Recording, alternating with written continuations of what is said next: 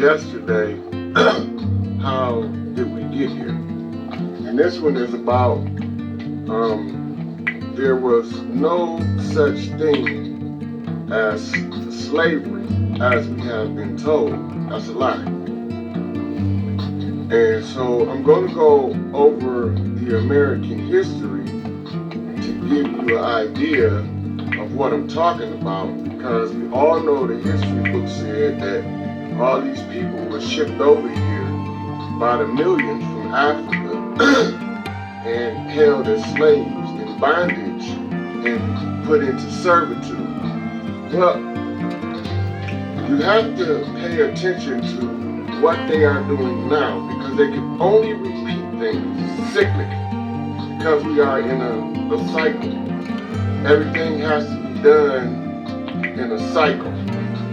I'm going to do a couple more invites here, and then we're going to get down to the nitty-gritty on what really goes on. Okay, so in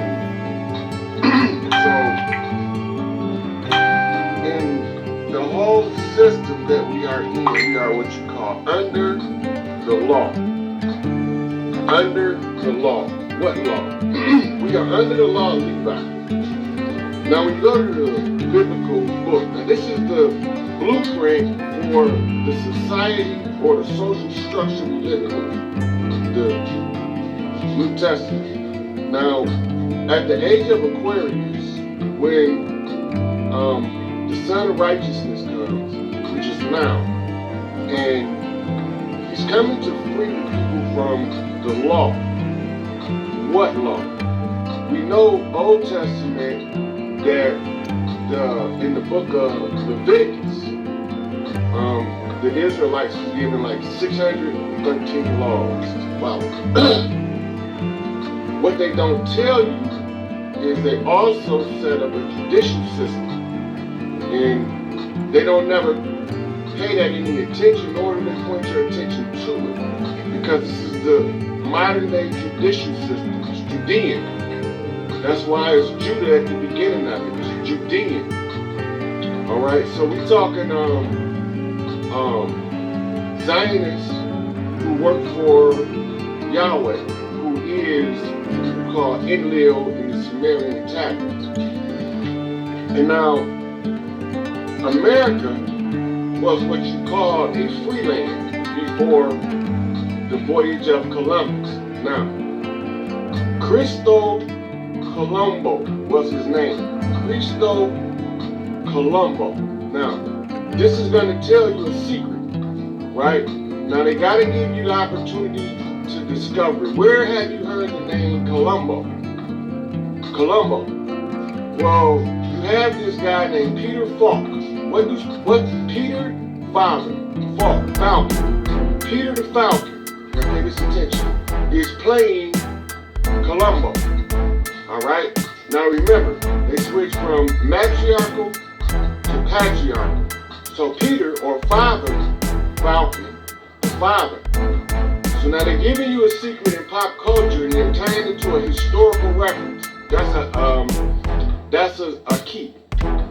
So Judea is the one sitting as judges, right? And the judges are adjudicating. Now notice you got the word Judah in there. It's adjudicating. The judge is adjudicating what you call the rights, R-I-T-E-S, the rights of Levi in the Levitical system. Now how do you know it's a Levitical system? Because they tell you in your United States Code that all law is commercial. And if all law is commercial, that means it's to be, commercial is where you barter, trade, buy, and sell. That's commercial. That's not industrial, where you produce and distribute. Commercial absorbs industrial.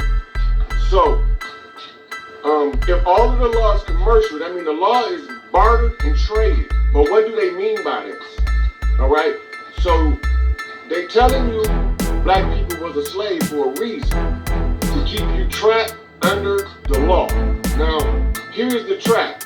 The system of barter and trade, or I should say the system of stocks and trade, is under something called the law of levies and lien. There is the word Levi in the first word, levy. Levy is Levi. So now they're telling you you're under the laws of Levi. So when you go to church and your preacher tell you that you're supposed to be under grace and not the law, how do you get from under the law to under grace? It worked like this. In your U.S. Constitution, no native was supposed to be taxed. And this is in the first article of the United States Constitution. It said all natives non-taxed. It's the reason. And then it said all others taxed 3/5. Now, when they said that, it wasn't a clear distinction who they was talking about until what we call the Dred Scott ruling. Now, the Dred Scott ruling delved into the 3/5 compromise aspect of the Constitution. And the judges ruled that because Dred Scott was only a 3/5, I mean, it's only 3/5 realized. So that means that they're telling Dred, your gold and your silver cord are not active. Because they're not active, I can tax you, the rest of you. The physical form, what they call the dust of the earth, is taxable. It's property. It's a lot. It's a lot. L-O-T. That's land. It's a lot. So it's taxable. But 2/5, you can't tax a guy. But according to the ancient Code of Kings, now a lot of people don't know about the ancient Code of Kings because a lot of it has been removed, because then you would know that who the imposter was. So the ancient Code of Kings says that you cannot tax a guy, but the aspect that's unrealized is not the God aspect. So if the God aspect is an unrealized aspect of the self, you are called 3/5 compromise, because the 2/5 is not realized yet. So now, in the Dred Scott ruling, it says that the black man has no right that a white man is bound to respect. Now, why would they say that in a court? Now, first of all, this ruling of Dred Scott stands to this day because it's never been repealed or overturned. So, why would they tell you that? A black man has no right that a white man is bound to respect. Here's where it comes from. As long as you don't know what you are, you cannot assert your God-given right of sovereignty. So when you see the Moors, they're going through all of the judicial systems, and they're showing you that in the law, according to the law, you are incompetent and you're dead. You are a corpse, a body. So when they need to retrieve you, they have to use something called the writ of habeas corpus, which means bring the body before me so that I can review it. Write down. The writ is called the great writ because it's supposed to be the most powerful tool in law. Now, as long as you 3/5 compromise and you're not 5/5 realize, you are a subject. Now, here is where it works. In the law, they say all natives non-taxed. The natives was recognized already as being 5/5 realized. So they can't tax them because the claim of right, R-I-G-H-T, first claim of right, that means that you have the first claim to this piece of property, goes to the 2/5. Once the 2/5 is realized, the silver body and the gold body, once they realize, then you no longer 3/5 compromise, you 5/5 realize. You're not in a system no more because there can only be one judge over you, and that's the Christ. There can be no other judge over you when you 5/5 realize except the Christ, because the Christ is the judge of us all. So, in America, what you are looking at is the great melting pot. Listen to the terms that they use to refer to the land of the free and the home of the brave. Who was the free? When they came over here, this was what you call an open and free society. So you hear JFK talk about secrecy being repugnant in a free and open society. So this is what he's talking about. Because all of the secrecy and the deception comes in when the victors write a history that will make you more compliant with his domination and subjugation of those he won the victory over. So let's look at our history that they tell us is our history. They tell us that Christopher Columbus discovered America, but it was people here. They said that America was named after Amerigo Vespucci, who came much later than Christopher Columbus. So what was they calling it between Columbus' voyage and Amerigo Vespucci? Okay, now, they tell us that the conquistadors conquered Central and South America. They tell us, okay, the conquistadors are the Spaniards. So now you got this all-out march on what they call the Western world. Now, everybody's been looking for the New World Order, but it's been here ever since George Washington took power.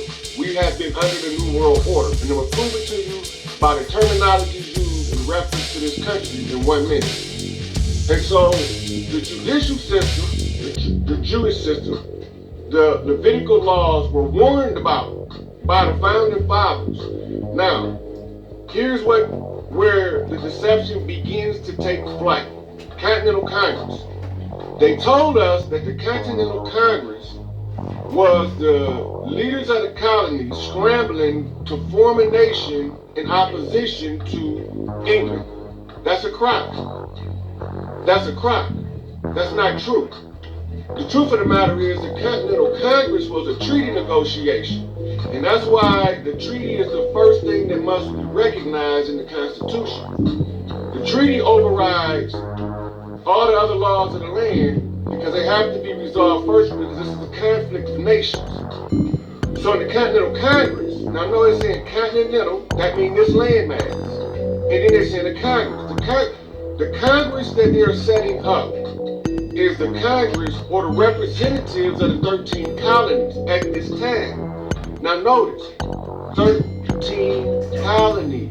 They're telling you something with that. Now how many tribes in Israel was it? 12. But you never take to realize that Israel himself make number 13. So pay attention how you get under the Levitical laws so you'll understand how you was never a slave. This was a military campaign. The tools using right now, that's disintegrating before our very eyes, are divide and conquer. That was written as a military code called the White Supremacy Doctrine, where it used the skin-based caste system of India that was learned by the military conquest of the Indus Valley by Alexander. The Greeks, having great reverence, as you can read the writings of the philosophers, you would know, having great reverence and respect for the African, that they call them the A-merikkka, or Egyptos. And they had great reverence for them for bringing them the wisdom, or the Sophia, the Ein Sof, the divine wisdom that allowed them the right to conceive. Now, when the patriarchs went on the rape campaign to subjugate the women, and they wanted to deceive everybody into a condition where we would never openly discuss this, and none of us that learns it would be willing to come out and openly tell it. Well, the inmates running the asylum now, and we about to take it over. Because I'm going to tell y'all how it went. So you can look at the timeline and you can see how they twisted it out of your view. Now, the Continental Congress is a treaty negotiation between the 13 colonies who were all POWs from England. Now they tell you in England they dumped out their prisons. They emptied out their brothels, and all of those that were seeking religious freedom was allowed to come to the land of the free and the home of the brave. This is not a secret in your history books. It's not hard to find, it's there. So they dumped out what you call their worst of the worst. But what you don't know that this worst of the worst was primarily male, right? And they sent them over here to prepare a cleansing factor for a gene pool. That's the real reason the 13 colonies was set up after the pattern of Israel. So So this is why they tell, that's how the prophecy was able to be written. Your children will be afflicted in the foreign land for 400 years. It's already playing out. Even now, everybody ignoring what I'm saying, but never investigating it. All of the signs have been exhausted, and I'm telling you right now that all of this is coming to an end. So the military campaign was the King George. Now notice his name, George. King George. King George III was the king who instituted what you call the Barristers Association of England. He commissioned it in 1863 in Savannah, Georgia. Now, this is how your barristers, now notice they are barristers. Barrister is a noble class of royalty in Europe whose job is to mediate and dispense the law to Levites on behalf of what they call the Goy, the Gentile. So, the barrister's job is to make sure that the Goy, the Gentile, is in compliance with the laws of Levi. So now this is how you get trapped in your system of levies and liens. So, their Continental Congress is the treaty negotiation. So now you see the oldest treaty on earth being the Treaty of Peace and Friendship. Now the Moors, no noble Drew Ali, started off as a religious organization, and he found out something, and he switched from being a religious organization to a civics. What is civics? That's law. Why was noble Drew Ali starting out as a spiritual man and practicing a faith-based doctrine, switching from that into the law? You will never know the way out if you don't know the law. You will never know the way out if you don't know the law. So, somebody had to dig into the law. Somebody had to look for the exit strategy. Somebody had to show us how to get from under the law, under grace. Because it's already written. It's already written, so you would know that somebody was going to come along that was going to take us from the law to grace. What is grace?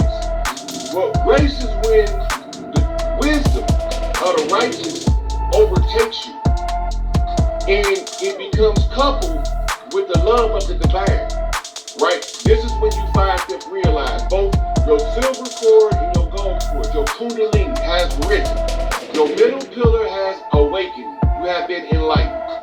So now you got these two things. You got the knowledge and the wisdom, you have the eternal fire. Now, that puts you outside of the law, because now the law is no longer a law that you have to follow by rote. It's not a rote law. It's the law of the soul. And that's why you are told in the New Testament to disregard the laws of the Old Testament. Because now remember, Paul told you, let this mind be in you, which is in Christ. Right? And another place he said that Christ thought it not a sin to make himself equal with God. He's talking about another part. He said, exalt your mind into the thinking of God. So you elevate your consciousness, right? Once your consciousness is elevated and you begin to see the beauty in creation, you become overtaken. Your mitochondrial then opens up if you're a man. When that happens, the love of the divine floods you. Now you got divine wisdom already. So you have to have that first, because what's about to come next, if you do not have the wisdom of the age, will consume your ass and turn you into a lunatic. Now, when that love of the divine come in, and the passion turns on, they call it the passion of the Christ. If you don't have the wisdom of the divine, you can't control it. You out of control. You are just blind rage. So when you see the Nation of Islam tell you that power and force without direction is destruction, They're telling you that when you turn on, if you have not did the diligence to get your intellect raised high enough, your discipline firm enough to control this energy that's gonna consume you, you're gonna be running around like a Looney Tune in the street, laughing and giggling and jumping up and down, but you're all right. You just consumed with the passion of the Christ, and you don't have the wisdom yet to control it. So it's gonna drive you where you look like you're insane. So the Moors know that Noble Ali said, if I woke all y'all up at one time, y'all tear up something. And you see the difference in Martin Luther King from before he met Elijah Muhammad and to after. Now, if you look at the I Have a Dream Martin, he's a very eloquent speaker, and he's very, very powerful in his speech. But when you look at him telling you about integrating into a burning house, look in his eyes. You will see that he is no longer influenced by the false aspect of the Christian doctrine. His God gene is turned on. Elijah Muhammad turned on Martin's God gene by giving him very key pieces of information. When he realized that is when he started pointing to the early settlers being given land. Now all this is key to the military campaign that they told us was slavery. Now, when they set up the 13 colonies out of England, France, and Spain, they were setting up the same thing that America set up in Guantanamo Bay. They were prison colonies. They put them over here thinking and hoping that the natives would wipe them out, which some of them they did. And I'm going to pause here to get ready to all of the people that's listening, and I'm trying to keep this on the. Okay, so now, in the law, we go from the Continental Congress to the Declaration of Independence. Now read it.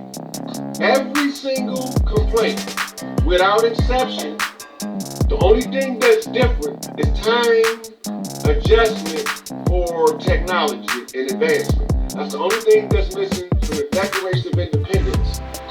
If you read it, every single complaint we are having right now. Now, if the person that wanted you away from those things, they wouldn't reinstitute. That's the first problem. The person that took you away from all that wouldn't want you back there. This is what you call a revolution. 360 degrees, you right back where you started. Stop saying revolution. You do not want a revolution. You want a revolt. You want an uprising. You want to rise up above the circumstance and condition. You don't want to go a revolution because we just did that. You seen the American Revolution, what happened? Everything complained about in the Declaration of Independence has came full circle back to the same complaint right now. 200 years later. Everything. Same exact complaint. Excessive taxation. All of the restrictions of the law. The same thing. But that's how it got here. So, from the Declaration of Independence, you had, before your Constitution, you had your Articles of Confederation. The Articles of Confederation was the agreement of the 13 outcast colonies, Guantanamo Bays, where the insurrection of the prisoners, they overthrew the war in the 13 colonies with the help of the natives. So when they overthrew the wardens, they had to come up with an allegiance in order to survive because they know that the warden is sending somebody. He's sending troops. Now this is what you call your American Revolutionary War. England now has to respond to the 13 colonies, one making an allegiance. That's your Articles of Confederation, had nothing to do with any of the natives. The natives didn't have anything to do with any of that. The Articles of Confederation was an agreement made between the 13 colonies. Now, the natives were under something called the Iroquois Constitution, or the Iroquois Confederation of Iroquois Nations. And this is in A-merikkka. That's where you get your false term America for. It's a misnomer. And they telling you it's named after Amerigo Vespucci. No, it's not. It's A-mur-Inca. The Inca people were on both sides of the water, because what they told you was Africa is a far Inca. Inca is the term. In African language, it's Aksum. Aksum is Aksumi. It's dark-skinned woolly. It's talking about the original 9 Ether people that came here. That's the Inca. It's the Aksum. The Aksum in Africa is what they call them. And over here they call them Inca. And this is why your Olmecs and your Aztecs and your Mayans are. If you look at the petroglyphs and the hieroglyphs, you will see the coloring of the skin tones. And so the war now is against the 13 colonies. There's an all-out assault by France, England, and Spain to conquer the 13 colonies. But something happened. Somebody from France discovered, and when Fort Detroit was conquered by Chief Pontiac, and a piece of information was exchanged from the chief of Two Feathers with a Templar. This piece of information allowed the French to realize that they didn't want no more parts of this. So now you get your Eiffel Tower connection to the Statue of Liberty that's holding up the torch in the land that the Son of Man will return in. And the Son of Man would have to return in the area where it matched the Orion Belt, because he would have to be one of the Orianos. So he would have to be in the United States. The only place there's 3 Orions is Orion, Lake Orion, and Orion Township in the state of Michigan, which is the right hand of the Mother Earth. And the only way that the one could rise is he would have to be the Son of Man, but he would have to be seduced by a jinn. Now, this is the legacy of Solomon. So when you go through what they call the demons of Solomon, you find out he fell in love with the jinn. This is your Hiram story, because the jinn had to be born under the zodiacal sign of the Leo. The jinn being born under the zodiacal sign of the Leo represented the Sphinx, which takes us back to the 3 Orions once again. And the Sphinx being the queen of heaven and earth, Isis. So one of the daughters of Isis that was represented as a jinn in the genetic cleanup, being the first selected as they say in Genesis, and they picked all of whom they chose. And so that being the first one. So then you hear in the Nation of Islam, they talk about Master Farad Muhammad's mother, Mimi, and how he was born half original. All that had a lot of what you call infused holographic light ray. This is like light. Like I seen yesterday, when the gods realize that they're gods, they don't have to encode organic matter in a computer chip. They can encode rays of light. So what do? You alchemically charge a word. Like my mystic name, Morpheus, is an alchemically charged name to liberate oppressed people.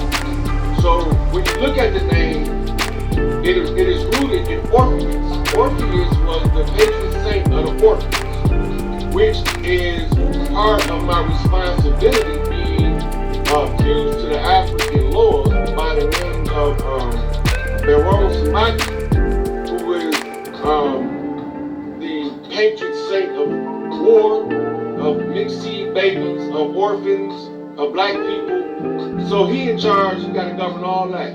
So now, as the mortal man, the regular self, the social construct, I have to break from the social construct. I have to break from the traditions of the land that I live and tie into my ancestral energy. This wakens up the wisdom, And now the only thing is the Queen of Heaven and Earth got to send somebody. So this person would have to be born under the zodiacal sign of Leo in order for the son to be able to follow the breadcrumbs of Hansel and Gretel. That's not just a regular fairy tale. It is also an alchemically charged story. All of these stories are alchemically charged, just like your religious texts of the world. There are key factors in there in the alchemy. So when you hear certain things, there's certain parts of the self that respond to it, light body. Now, let's get back to this American history. So they told us after these colonies, and from the time England was coming over here, around maybe 15 something, they started bringing Africans over here in slaves and bondage. Now, what most people, 99.9% don't realize, when they say Middle Passage, what do they mean?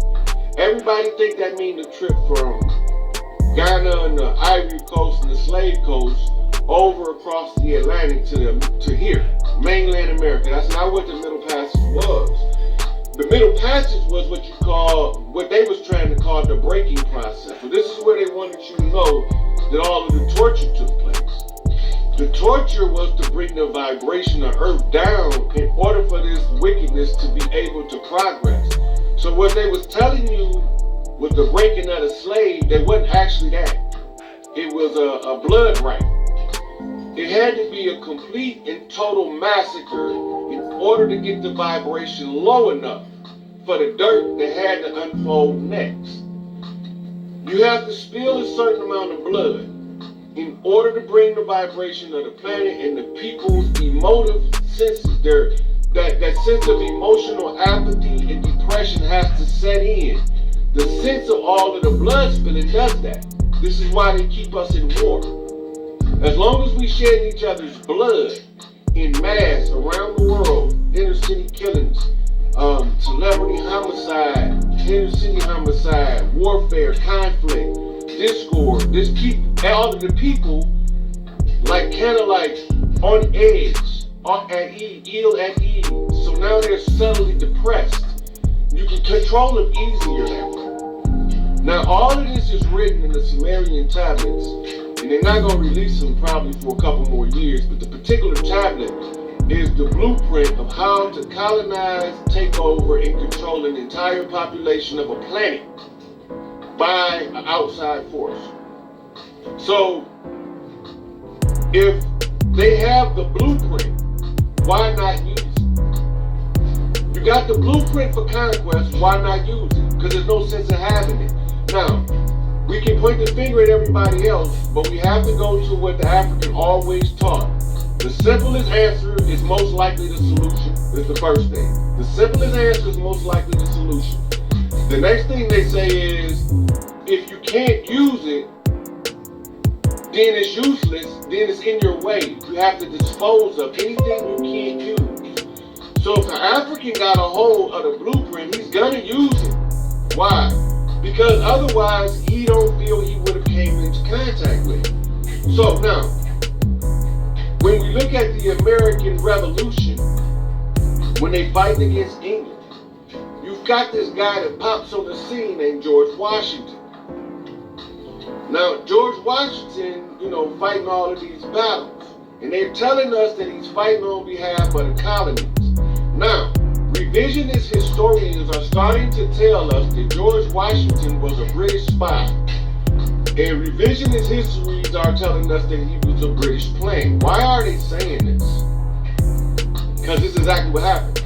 Now, we don't have to go back to George Washington to see it. We can look to this recent conflict in Afghanistan.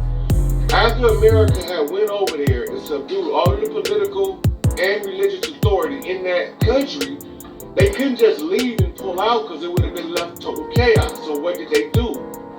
They installed what they call a preliminary leader. Who is the preliminary leader in the revolution? George Washington. This is why they call him the first president. But he's not the president of we the people, of the land, of the native non-tax, the 5/5 realized people. He was never their leader. His title is the Commander-in-Chief of the Armed Forces of the United States of America. That ain't us. That ain't us. Their central office of business is in a enclave. It's in what you call a city-state called Washington District of Columbia. That don't got nothing to do with us. Our capital, when they negotiated the Continental Congress and everything, Philadelphia, Pennsylvania. Philly, the city of brotherly love, is named that for a reason. It's named the city of brotherly love for a reason. Because they wanted you to remember. So there's nothing that can do. All that stuff is true. It's a gazillion signs and a gazillion things, and I can go through days and days and days. How to unearth it clue by clue, but it takes so much time. Now, when you go to your history books going to show you the cracked Liberty Bell. But they don't know how it got cracked, nor do they realize that the crack is the symbol of lightning. So the lightning strikes the Liberty Bell. What does the Liberty Bell represent? The sound of freedom. So now, if the sound of freedom is represented by the Liberty Bell and they crack it, what are they telling you? They are going to put a crack in the voice of freedom. How do you do it? Adversarial system. So, go back in your history books and you're going to find this being said on your so-called Senate floor. We must maintain the appearance of an adversarial system. The appearance don't mean there's adversaries there, but it just looks like it is. If you're going to keep it divided in order to conquer them, you have to make it look like there's always a voice against the rulership. But in actuality, if you control both sides of the conflict, you don't care who wins. Because you're going to win either way. So you get the Angela Rothschild saying, I care not who make the laws as long as I can control the money. Now, go back to the writings of Thomas Paine and Alexander Hamilton and Keller, you'll find they was white when they were born about something called a central banking system. Right? So now, before we get to the central banking system, we got to get to Abraham Lincoln from George Washington. George Washington was installed by King George III as his general because there was nobody over here to make him a general. He didn't work for nobody over here, but he was General George Washington. And so, this is where they can deceive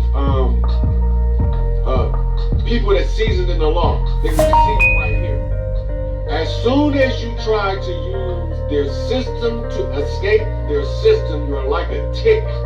You're digging deeper and deeper. When you use legal terminologies recognized by their system, you are operating in the system of levy and lien. If you are not a barrister, you have no standing in the jurisdiction of the barrister, like you need an attorney to speak for you. You're not a barrister. You are not a member of the bar. You are not the subject matter. The system of levy and lien has nothing to do with organic news. It has nothing to do with your physical framework. It has everything to do with paper. It has everything to do with writing. It's scribes. They are scribbling, writing, spelling. This is all in the law. That's why you gotta learn a whole other language to learn the law. It's the spell. Now, when you look at the history and you don't really give it an opinion, right? The conflicts and the wars, you can see how they set George Washington, the general, who was made a general in England. He wasn't made a general in the United States. Read his history and you'll automatically know this. It's not hard. And they installed him as the interim president, the first one, because they overthrew the regime of the Confederates under the Articles of Confederation. And then they tell you there was a civil war against the South, which is more garbage.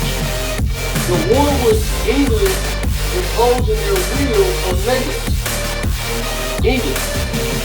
The French, realizing that this is the land, what they say is the light that shines from the east, even unto the west. There shall the coming of the sun and moon be. The Templars, who came over here as King. King meaning a vicarious king. King that's empowered to act on behalf of a king in his absence. So they gave a rulership of something called the High Seas, the Kings. What did they do? They implemented something called the Code of Thieves. If you don't know what that is, go watch Pirates of the Caribbean. That's Puerto Rico. Under the Code of Kings, all those considered as thieves. Now notice the word thieves and thieves are the same word, thieves and thieves. B and V are interchangeable under Grimm's Law grammar when you're coming from Latin into English. Remember that. The Code of Thieves is the Code of Thieves. The Code of Thieves was written by Kali. Why? There was a bunch of patriarchal warmongers that wanted to hoard the wealth. And so she organized a group called Thuggee. The Thuggee job was catch these patriarchal, sociopathic, greedy hoarders on their travels and take their shit and feed as many of these poor people and these babies as you can with. Now you got your Robin Hood story. Now they telling you the Robin Hood story, the real story. So they were commissioned by Kali to keep the balance in nature. Think about that for a minute. Now they villainize Kali as a destructive demon of murderous thugs. But they never tell you that what she was doing and why she commissioned her priests, who was almost like a martial artist, to go out and rob these people. So now let's get back to our American history. Now, the South had these plantations set up as work camps. The original workers for the work camps were called indentures. The indentures were coming from Ireland and Scotland, and they used deception, trickery, and the poison of the land, and the killing off of the priests under St. Patrick. It took them a couple hundred years to subdue Ireland and Scotland. And when they did that, they brought them over here and tricked them. And they told them they could never be free. Now, you have to know the history of Ireland and Scotland, and you'll understand why they call Europe's redhead stepchild. Now, I'm not going to go deep into it. I'm going to tell y'all to follow Queen Scotta. Because when they kidnapped Sacagawea and when they kidnapped Pocahontas, they did it because they had auburn red hair. And they thought that they were the redhead princess who was about to give birth to the one they called a Christ. So that was the big deal about Sacagawea and Pocahontas, for real. But they wasn't the ones, they wasn't the redhead princess because they didn't match. When they took them to England to show them to the priests who had the Templars subdued over there in France, in Paris, the city of Isis, where the Eiffel Tower is, to commemorate the fall, so that they could send a statue over here to light the way when they realized that those were not the ones and that redhead princess is over here somewhere, so they got to find her. In the French, realizing this, realizing what had been done by the French, they wanted to bag out, but they couldn't, because they had already made a protectorate arrangement with the traditional natives. This is your setting up of the fort of New Orleans. New Orleans was a military post where once the natives had fought against all the Spanish, French, and English forces and kept them away, they couldn't penetrate. So they made the agreement with France to protect the main body of the mainland, and out of this came a land grant, a series of land grants actually, to the 13 colonies in order for them to establish an economic base and be self-sufficient. Now, what happened?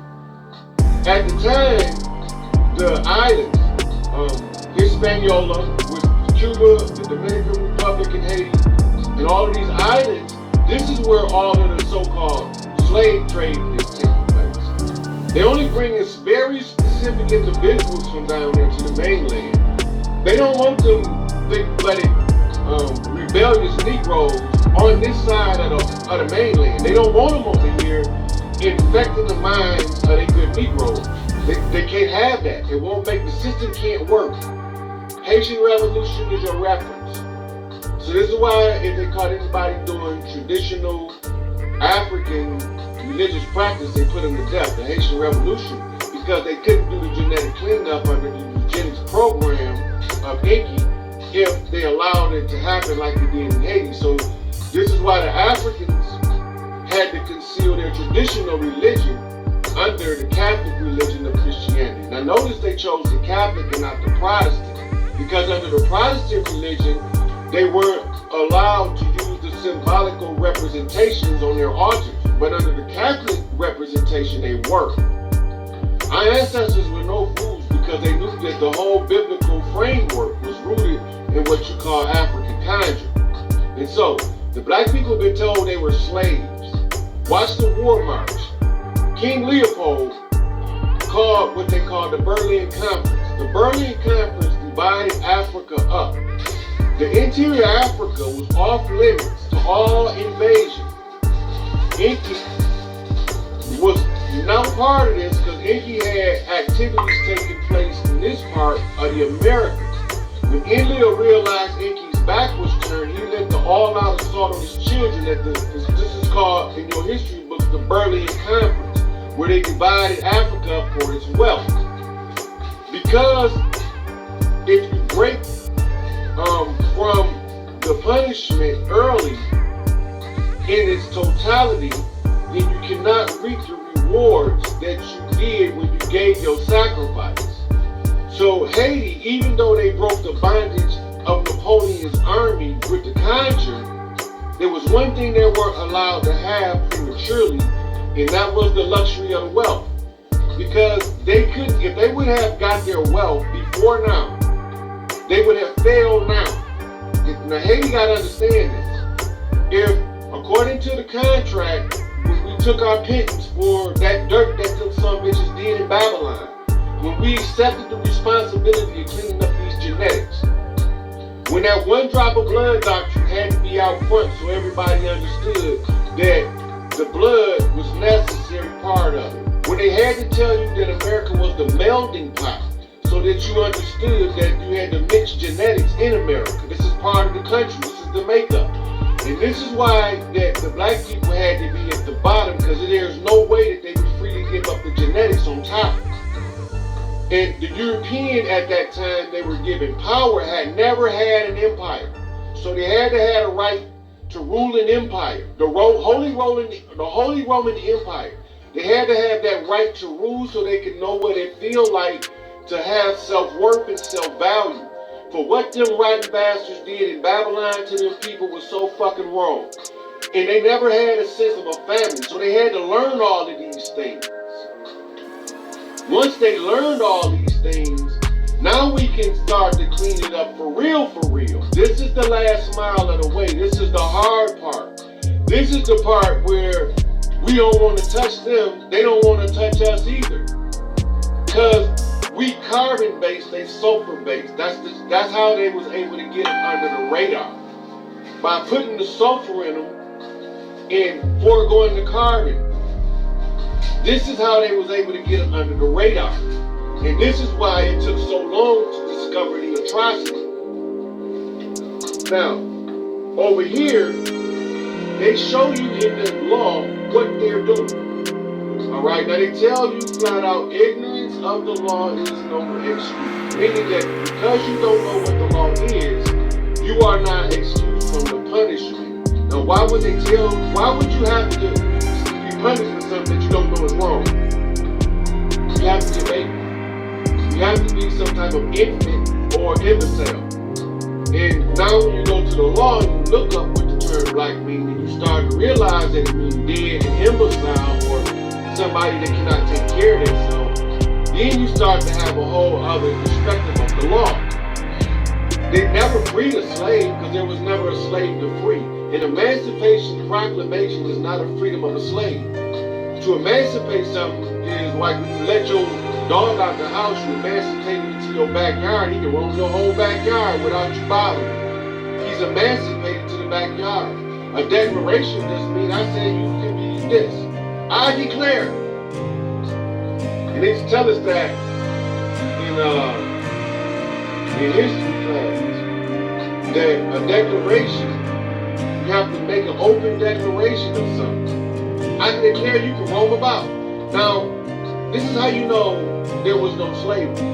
That emancipation, that declaration of emancipation, if it would have been executive order of emancipation or an executive order of liberation.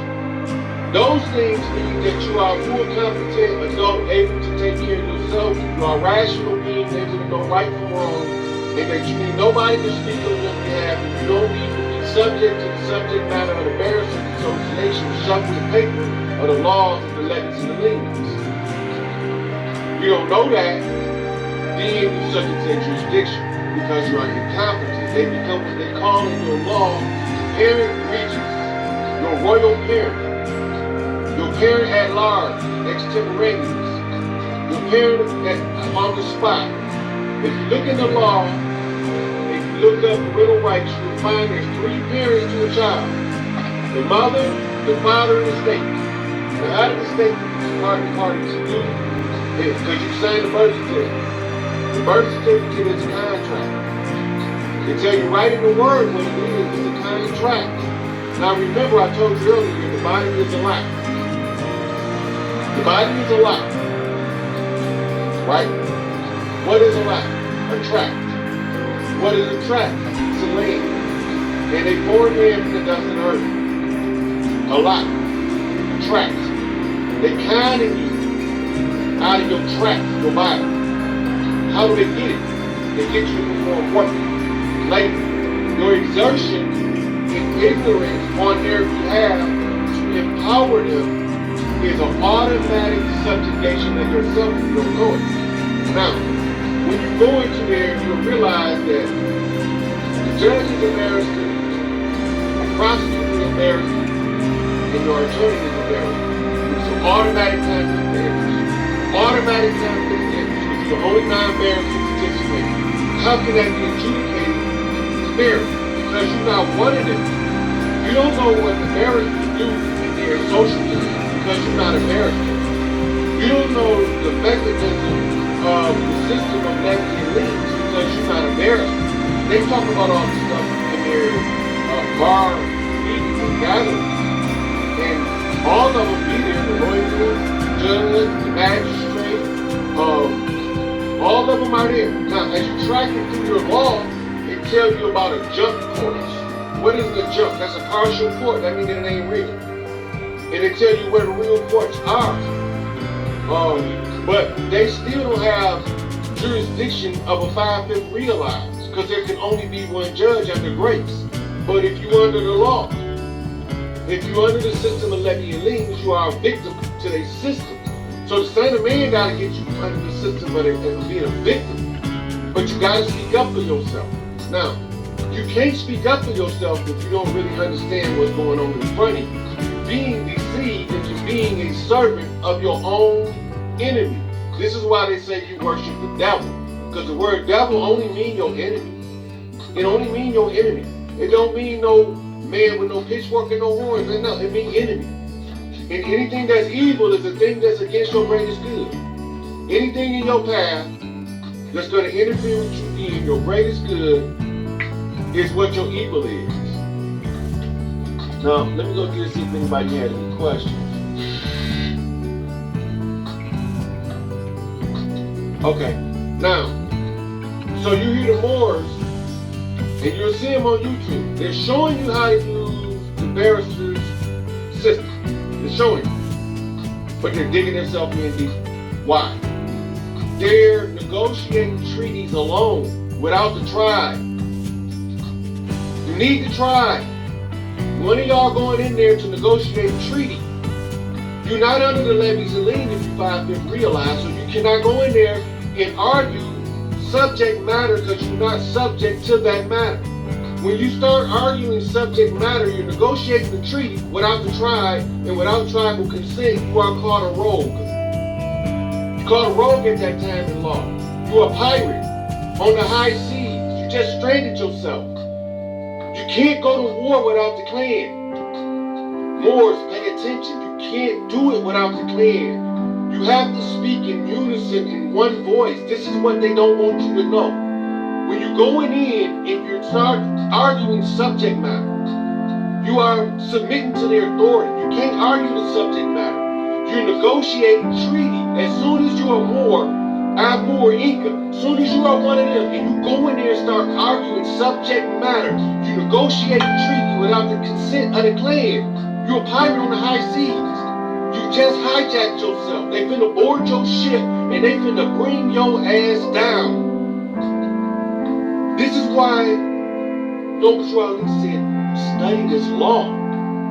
Study it. When you realize every time you go in there and you declare that you're a sovereign, you just submitted to the authority because now you're negotiating the treaty. You're negotiating the treaty by asserting your serenity. You're not arguing the jurisdiction. You're arguing subject matter. As soon as you start arguing subject matter, you go from being under grace to the law. Just condemn yourself. Now you gotta fight it on their terms. All of your tools that you had when you came in there, you didn't use them correctly. It's military strategy. You're walking into their system of levies and liens, and you're arguing their subject matter, a matter that has nothing to do with you. You're a barrister. You're not a barrister. You're A-merikkka. You're a Moor. So you go in there and you negotiate treaty without the clan. You can't do that. As soon as you do that, you declare the pirate a rogue. And when they declare you a rogue, they bring the wrath of their court system down on you harder than anybody else. And you can't free yourself from the bondage by putting the shackles on yourself. You can only free yourself from the bondage by letting them know that you see the game for what it is. And you're not going to negotiate a treaty without the clan. So why do they drag you in there to negotiate the treaty? They tell you when they issue the warrant. What's a warrant? A war rant. Look up the word rant. It means somebody is screaming irate. I declare war. So now, all war is not physical. We fight not against flesh and blood, but against principalities and powers. What is a principality? It's a principle, a point. We fight against the point. What's the point? Getting from under the Levite law to under the grace of the righteousness. You can't walk in righteousness if you don't know what the righteousness is or how to get from under the wickedness. You gotta get yourself free because righteousness is in the freedom itself. It's not in the oppression. The oppression and the misery is the bondage. The liberation that comes with liberating of yourself is the freedom. And that's when you start, that's why it say, seek ye first the kingdom of heaven. And then it tell you that the kingdom of heaven is within you. What are they telling you? If you turn on that gold light and that silver light, and now you 5/5 realize, you know, wait a minute, this is the Levite system. This ain't got nothing to do with me. I'm not a barrister. I'm not under the goy. I'm not the bondage servant that they say that I need to be under their laws that need to be governed by the barristers or the goy. The barristers are the ones, they are what you call Gentiles, commissioned by the Levites to enforce law, the system of levies and liens. They're using the Uniform Commercial Code because it's the code of thieves. The UCC is the entire code of thieves. It's the entire blueprint for taking over everybody's money on earth. It's called the Uniform Commercial Code. That is the code of thieves. If you don't know how to navigate it, you're going to dig yourself in so deep that they're going to bury you so far you'll never find your way back home. But it's simple. Once you become 5/5 realized, Once you understood your history, you've never been a slave, you was a POW. When they did that march to divide Africa up under the orders of Enlil, when they did that march to divide Africa up, they could only do so much before a backlash or a halt to it was. You can see it when King Leopold sent Cecil Rhodes into the Congo. Because see, they know that the Son of Man has to be crowned in the Congo. They know this. So if he got to be crowned in the Congo, they got to control that so they can stop it. Right? So King Leopold sent Cecil Rhodes down there. Cecil Rhodes unleashed a terror that made Hitler look like a gardener. But we don't talk about that. We don't talk about that.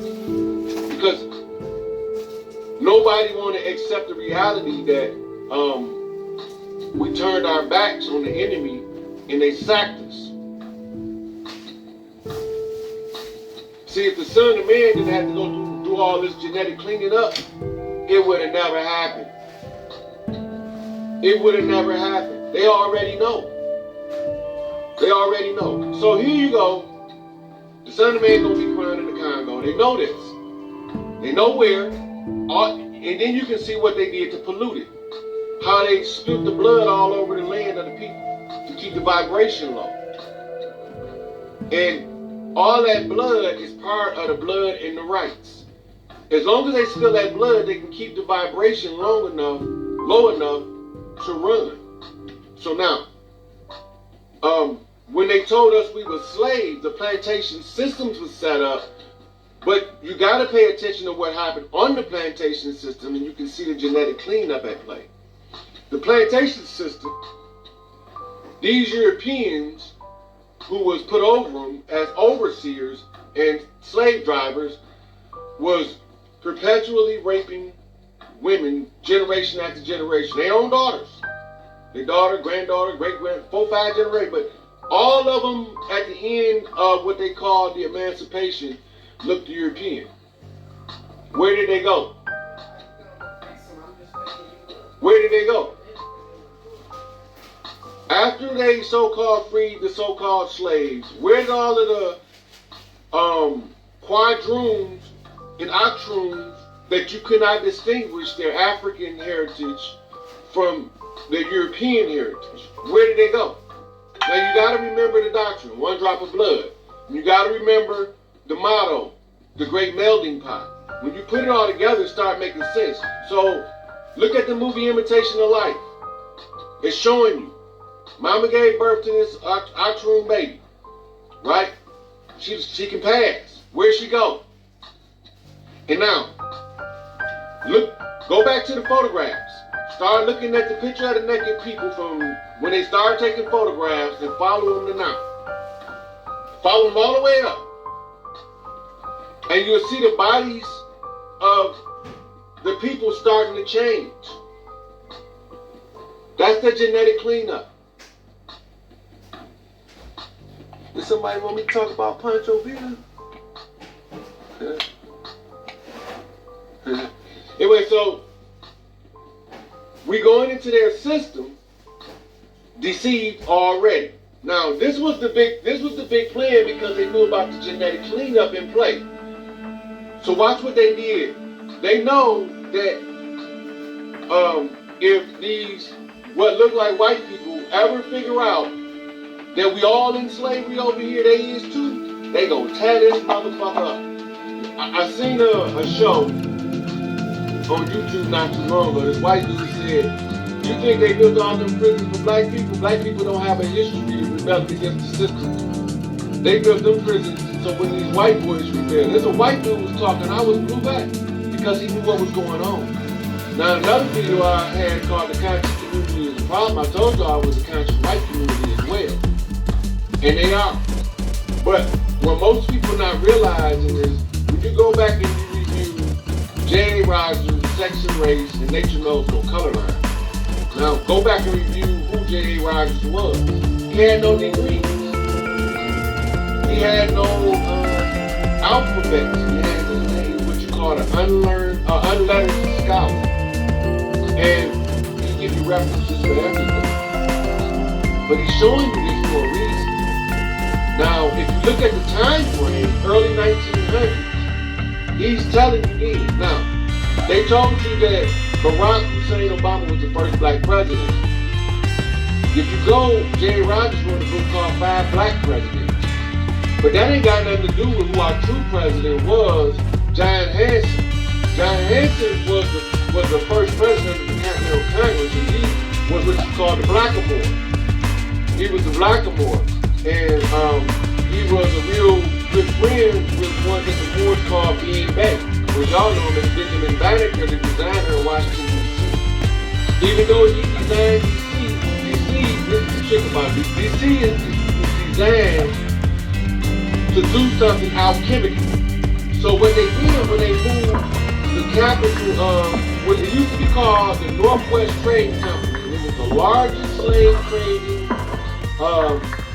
company out of Europe, but it was not just trading slaves. The slaves were POWs that they sacked when they launched the all-out assault on the motherland.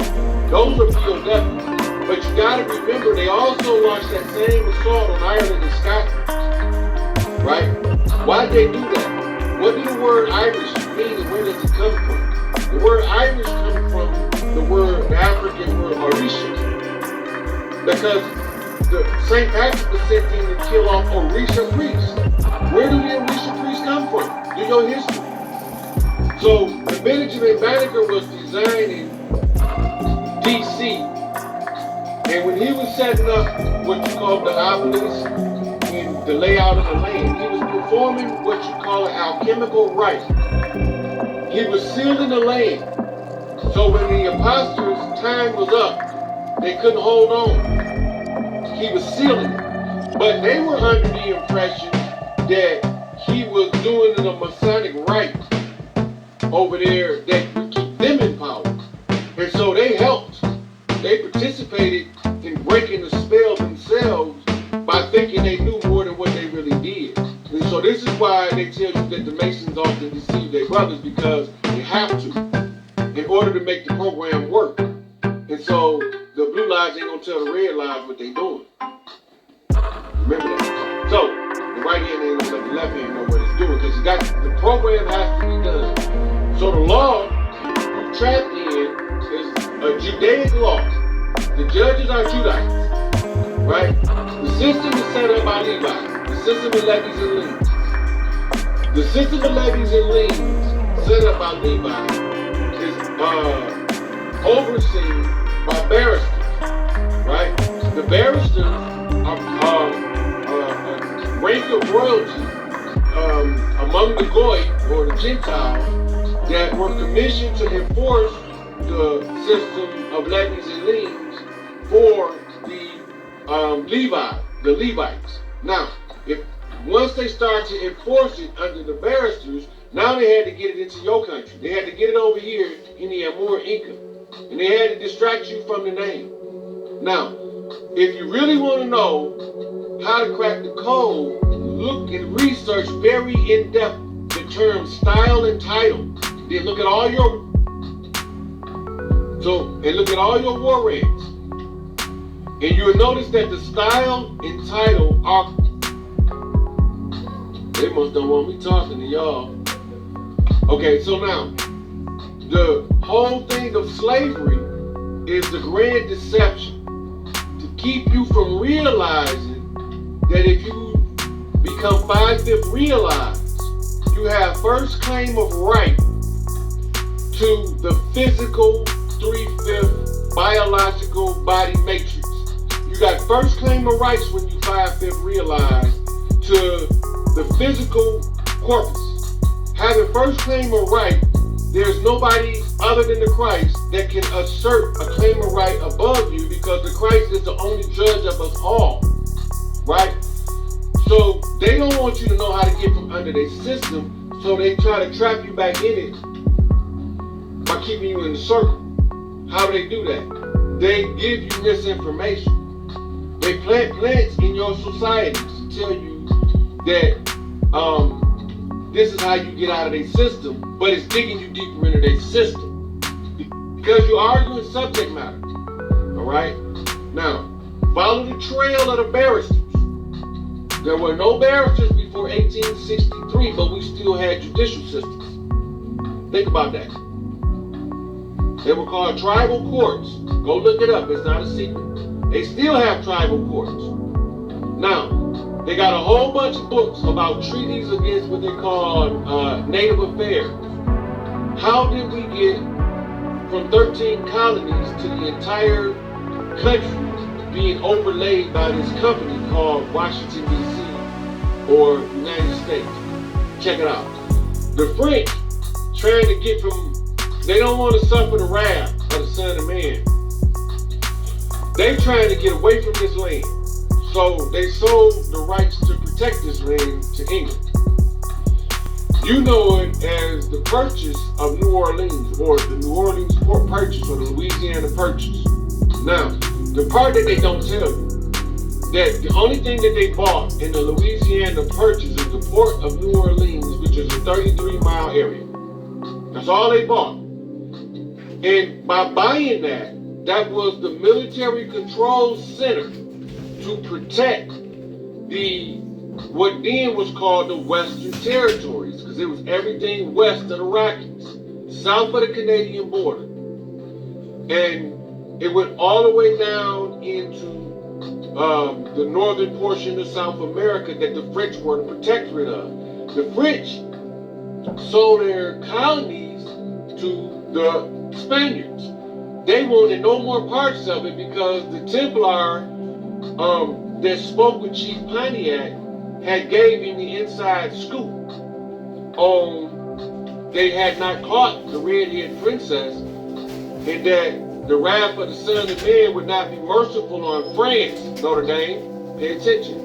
The wrath of the Son of Man would not be merciful on France. It will only be as merciful as the Queen say it shall be. Notre Dame. Now, so, in the system that they have you trapped in, it's a system of levies and liens. They have you arguing the subject matter as a sovereign.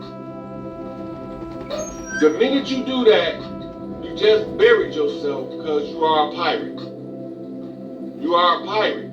Now, if you go and look in the legal books, look up the term despot, D-E-S-P-O-T. When you look that term up, this is what happens when somebody goes into a system like this and negotiate treaty without their tribal leader. When your tribal leader not there, you negotiated, you become what they call a despot in law. You are despotic. You are taking it upon yourself to assert your position where the chief belongs. In every country around the world follow the ancient code of kings about the despot king. The despot king, the only thing for a despot is death. That's why they consider you dead, because they know if you was 5 foot realized you wouldn't dare speak up without permission of the chief. Who would be the chief? The Son of Man. How do you know? Because it tells you in Revelations that the Queen of Heaven and Earth is going to crown him King of Kings and Lord of Lords. So if she's going to crown him King and Lord of Lords, then that would make him be the crown prince. That would give him the highest authority on the planet. Give him the highest authority on the planet. Your tribal chieftains of all of your indigenous tribes have the most powerful piece of legislation on the world stage before them, and it's called the Indigenous Rights Act of the United Nations. Read it, study it. Stop negotiating treaty without your clan if you are Moor. If you negotiate treaty without the clan, you're a pirate, you're a despot, and you are considered dead. You are considered dead in the drift on the high seas. Go and do your research and find out what happens to the dead in the drift on the high seas. You become what you call the booty. They swoop you up into the ship, take control of that which is uncontrolled. Now, the rape campaign that went on in the plantation was part of the genetic cleanup. The freeing or the liberating of them, allowing of them to go out in the populace, in order to make it more appealing, they had to put restrictions on it. Because we naturally, by nature, don't want to follow the law of Levi, because the law of Levi ties to that Old Testament God, Yahweh, who was revealed, who is what would you call the devil, the prince of this, or the king of this world now. But now he got to surrender the throne. Now he got to go. And now that he got to go, he not resisting. He ready to leave. But y'all ain't ready to receive the Queen of Heaven and Earth and the Son of Man. Because all of the people was confused as to what's going on right in their very face. You think you was a slave, you was a POW. Now when you start going through what took place, you just gonna start making more sense. Now, you got a guy named David Walker that wrote something called David Walker's Appeal. Read it. Appeal. You appeal a court case. Think about that. David Walker's appeal. He's appealing to who? He said the free men concerning the ones in bondage. They wasn't in on that shit, wasn't on board with it because they wasn't following the rules. So David Walker protested. And so we call those who have positions of authority in our community that don't quite talk black enough, Uncle Times. And we get trapped up in all of these false ideologies and misnomers. The story of Uncle Time's cabin, y'all should read, and you'll find out that Uncle Tom was the one that set off the slave revolt. There has never been a record of a field nigger trying to overthrow a slave plantation. Every single one, Denmark Macy, Gabriel Prosser, Nat Turner, wherever you can find one at, they was always either what you considered a house nigga or a mulatto. They was either considered a house nigga or a mulatto. Today we would say they would be a house nigga or Uncle Tom. Now, they gave us those terms to use derogatorily against one another when they see us progressing in order to keep the disunity there. But they never told you that Uncle Tom, even though he starts off smiling and jeffing, he was just trying to figure out how to get in and take the plantation over. That's all he wanted to know. So he did. And when he figured it out, he set it off. And just like that novel, Uncle Tom's Cabin, Uncle Tom Set It Off, most of the people stopped reading because they got disgusted with Uncle Tom in the early chapters, and they didn't finish reading the book, so they started calling people Uncle Tom without the whole story. Now, the house nigga, as they call him, always was the ones fighting for freedom. The field nigga didn't never fight for freedom. Because he don't give a shit about doing no work. Work don't mean nothing to him. He don't like all that stuff they doing to women and children. But the work part was irrelevant. There was no man, and there's no man in Africa that has passed his rites of passage as a man that's gonna sit back and refuse to work. Now, that wasn't the problem. Picking of the kind of the whole of what they telling us was the hanging and lynchings was keep us from stopping them from abusing the women. It's not in our nature to allow women to be chronically abused like that. So all the ones of us that rebelled against it, they put to death. And then they start trying to separate the wives from the youth, the age from the youth. They don't want the older ones. They don't want the 50-year-old thug that has been through it all, did his time, paid his business to come back and tell that 18-year-old dude, let me show you, man, how the game really goes. That's part of that divided concept that started in Babylon that Enlil laid down. And so here we see it, that there's a whole bunch of things taking place right before our very eyes, but we don't know what they is. Why did they pass a law last year commemorating 400 years of your service in America? There was a big thing on the floor of the Senate, Congress, or whatever the hell it was, but they were talking about it, and nobody caught it. Nobody caught that Marcus Garvey said, look for me in the cyclone, and Cyclone Marcus hit in March of last year, right before they gave the speech. Nobody caught it. Nobody caught the king of Ghana with the collective of the chieftains apologizing for the diaspora and the loss of the war. He didn't apologize for anything got nothing to do with slavery. He said for losing the war. He said we was outgunned and outmanned and we didn't see it coming. He told you it was a war. Now, if you go now and there's another African head of state, what's that country? He over there telling them, nah, y'all ain't finna do it no more. Africans always had the means to stop it. But because of the cleanup necessary, they wouldn't stop it. Wakanda. That's why they cut me off yesterday. They all just did that because they didn't want me to tell y'all that. Go deep into that yesterday about the Wakanda. That's not an accident. The Wakanda story is not just a story. It's not an accident. And I'm not going to get into that because I kind of touched on Black Panther in the prior video. Now, I don't want to get off that. So, now they told us we were slaves right before they implemented what you call Jim Crow. Now, go to Black Labor, White Wealth, and read it. Read all of the political positions that we had, all of the strategic positions that Claude Anderson is telling us we had before the Jim Crow law. We was in Senate and Congress. We was all of that. But then all of a sudden they started phasing us out. And we've been thinking, or led to believe, it was about our dark skin.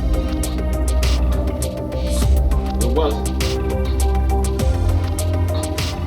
They were trying to keep us permanently oppressed so they could allow those who were passing to send a wave of that one drop of blood through the European community without realizing in 2-3 generations who they are.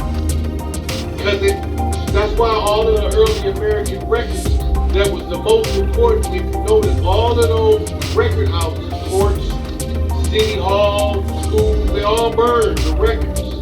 Because they don't want people tracing their lineage. They find out that there's no more white people in America that's been here over 50 years. They don't want y'all to know that. The one drop of blood, the eugenics program, the cleanup program, the gene program laid down by P.e.a.c.e or Enki. Enki knew what he was doing. He knew how to clean it up. He knew all they needed was that solar ray. So now, when you look at the photographs, you see the body structures change. Now you have to look at your leadership. Because they've been having you believe that Du Bois and Garvey are bitter enemies. And Garvey and Du Bois kept it up. Why would they do that? If you're going to fight divide and conquer, you need a horse. You need a dog in every fight. No matter where it's at. If you're going to fight divide and conquer, you need a fucking dog in every fight. Hey, Goldie. If you don't have a dog in every fight, right, you've automatically lost. If in one fight goes, okay, so now watch this. Okay, go sit down now. It's enough. I didn't want you in this fight. If you don't have a dog in the fight, you lost. General George Patton set up something called a Black Panther Brigade. The Black Panther Brigade was one of the baddest military brigades in World War II. Now, pay attention to General Patton and watch what happened. He exalted these people. He told the American government, these Black Panther Brigade members are going to save this country from sure death. Right? Where did they go when the war was over? Where did they didn't go to South Central. They didn't go to LA. Where did they go? They went to Mississippi. In Mississippi, they set up something called the Black Panther Party. But the government had to have a contingency for that. Because if they're going to protect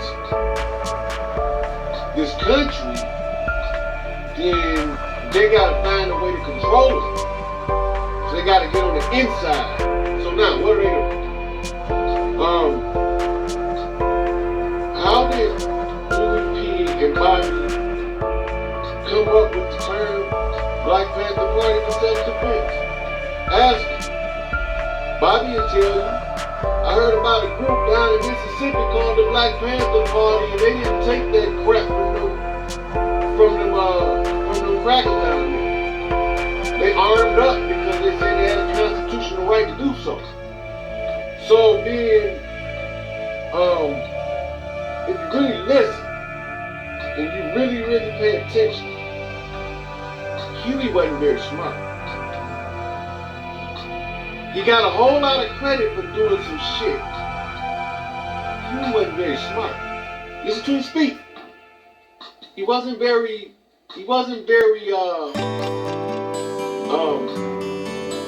in-depth in his intellectual prowess. But he wasn't an idiot either. Don't get me wrong. But listen to Bobby.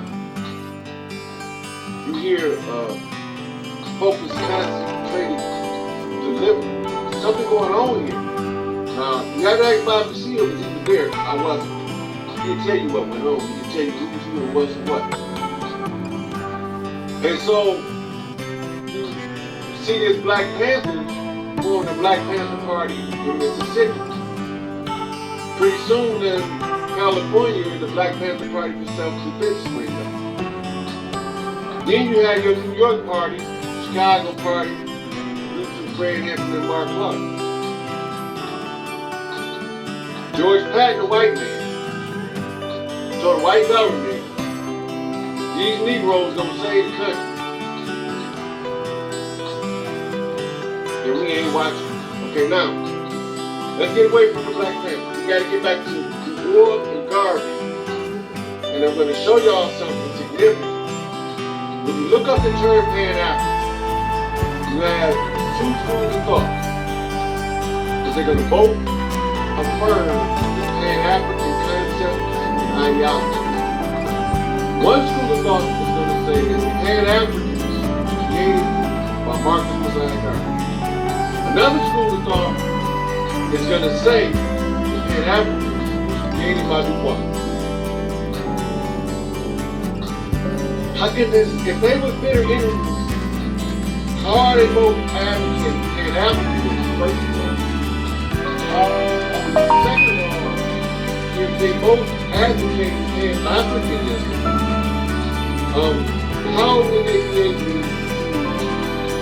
be on the same page in secret where they can look at eyes in public? First off, and I'm going to leave that at that.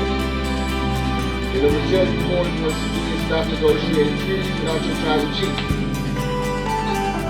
And if y'all know more than just trying to assert their sovereignty without their trying to cheat, they need to be aware that they're negotiating treaties without the cheat.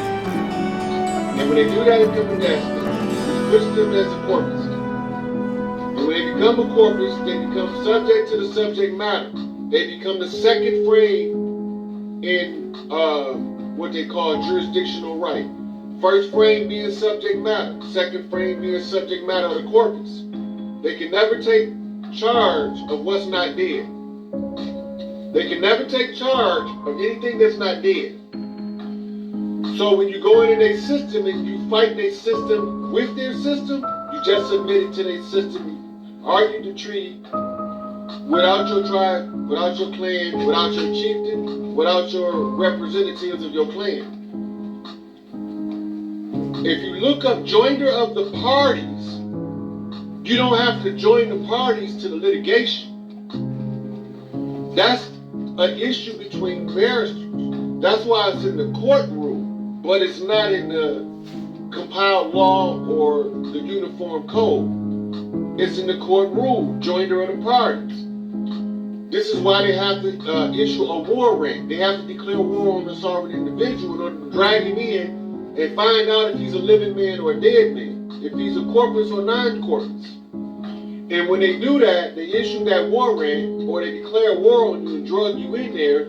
As soon as they say, are you guilty or not guilty, and you either enter a plea or let the court enter a plea, you, that's called joining the parties. As soon as they did that, you became subject to what? The subject matter. But the subject matter is the subject is only a matter between barristers. So you got to have a barrister to represent you, because you're in the arena, the court, the domain of the barrister. Arguing as a barrister, you have no standing, you have no remedy. Why are you there? Why are you under Levi? Because you haven't found the grace. That's the way out. That's the redemption that we have. Now, I'll work with anybody that want to find their way out. I don't have no problem with it. The whole thing boils down to this. You was never a slave, you was a prisoner of war. America was set up with a commander-in-chief of the armed forces of a corporation, just like Halliburton, set up a preliminary or interim government that was ratified in Washington, D.C. when they had to move out of the capital of the true nation, because that would be in conflict and they would automatically have to bow to the authorities of the state.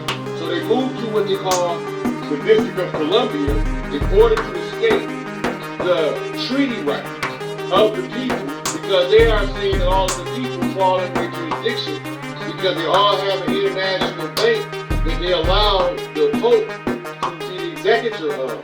The international bank account is your Social Security account that's dispensed through the Federal Reserve System and the U.S. Treasury. They use what they call fractional reserve banking to give you a portion of your money as a stipend, but they send you to no labor, and that portion that they would normally give you, they give it to a corporation, and that corporation gives you a portion of the portion that they give you by fractional reserve labor practice calculations. So when you look into the corpus juris secundum under what a slave is, you determine a slave by the wages. You don't determine a slave by whether they working for free or not, because it's impossible. The slave is determined by how much of his own product returns back to him, his own labor. Your labor returns to you in the form of currency, which is actually a die mark. So this is the mark of the beast, because you can't buy nothing without money. So if it ain't in your hand, you're thinking about it, it's always in your head. 666 motherfucking 6. Mark of the beast, the money, the dollar. And you got one in every country. If you don't got the money in your hand, you got it on your mind. That's why you said you can't either buy nor sell without the mark in your hand or in your brain. So, and with that, I hope y'all learned something, and I hope I was able to contribute to y'all understanding of why we wasn't never slaves. We was prisoners of war. We lost. We got conquered in Africa, some of us. Some of us got conquered over here in the A-merikkka. You need to know where you at. The A-muur-Inca is called America now, but it's A-merikkka. The A-far-Inca is called Africa now, but it's A-far-Inca. But when you use the African tongue, it's the Zulu land, or it's the land of the Inca over there is called Axum or Axum. It's indicating the people, the dark-skinned, woolly-haired people, the original people. So when you go in there talking about, I know my sovereign rights, your sovereign right is to call for your tribal chief. That's your sovereign right. Because you got to have somebody that understands that you're not under the subject matter of the barrister. You're not subject to the subject matter because you find them realize you have first claim the right to the corpus. You have first claim the right to don't submit to anybody. Because then you a God realized. You five them realized. You five them realized there's only one judge over you, and that's the Christ herself. Queen of heaven and earth. That's it. No man can judge you at that point. Therefore, you cannot be under the laws of Levi, under the system of levies and liens. under the Code of Thieves enforced under Uniform Commercial Code.